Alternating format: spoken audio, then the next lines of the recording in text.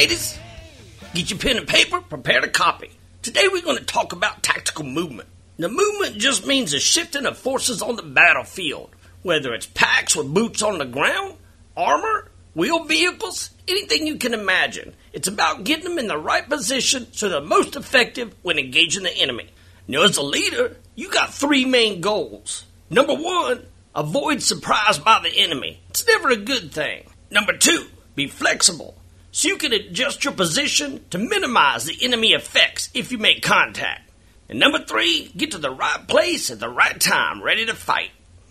Now, if you're a unit behind enemy lines, you got a whole lot more to think about. Number one, you got to avoid chance enemy contact.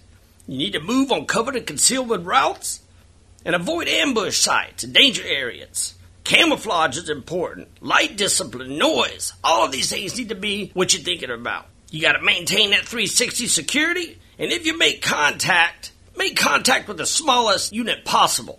Keep the initiative and take all the countermeasures you can, like using smoke and direct and indirect fire to suppress or obscure enemy positions. Now, movement packs around the battlefield can be a complicated thing. You got to think about routes of navigation, danger areas, security, terrain, what fire support you got, and just controlling your Joes on the ground. But right now, we're just going to talk about the actual movement formations and what's good and bad about them. Now, like we've said before, the smallest unit in the infantry you're going to deal with is your fire team. Fire team's made up of your team leader, automatic rifleman, a grenadier, and a rifleman. As you see right here, this is how the normal setup is in a wedge formation, moving to contact. One of the important things you need to remember is to keep that 10 meters in between your Joes. Young soldiers want to bunch up or go get lost and do their own thing. As a leader, you need to maintain accountability of them boys, because you're going to get in a fight and you're going to want them. Now, when you start putting these teams together, you end up getting your squad. This is a squad column. This is the one formation you need to understand and be able to maneuver around the battlefield. As you can see, it's made up of two teams, with the squad leader in the center maintaining control. Now, this is a squad column. You got a point man, a compass man, and a pace man. That's why you need to make sure all these Joes know what their pace count is when moving through the woods, and know what their pace count is on the road and open terrain. It differs, so make sure you remind them of that.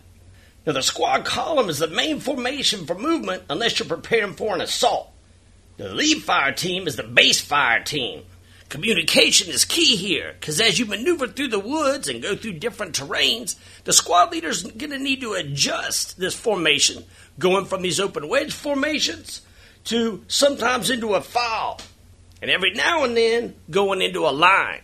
Now, you're only going to usually go into a squad line, as you can see here, when you're moving into a pre-assault formation.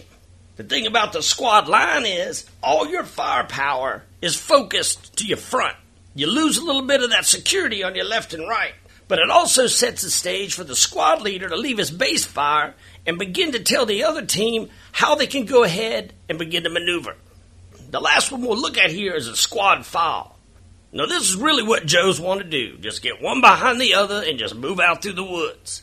It is effective when vegetation is heavy. It's got a lot of control because it's just one in front of the other like a bunch of donkeys on a hike. But it's not what you want for making enemy contact. You got a lot of lateral firepower, but you're pretty much masked to your front and rear, huh?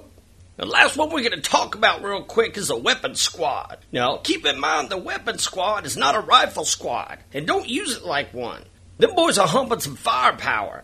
I personally recommend you keep that squad together. If need be, it can be broken off and put throughout the formation where it's the most effective engaging the enemy.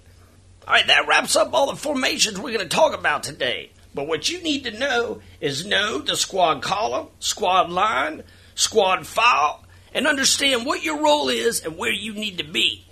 Think about the terrain. Think about your pace count. Y'all keep studying these and learn them. Watch this over and over again. If I see you, I'm going to ask you. You better know. Anybody got any questions? Alright, carry the fuck on.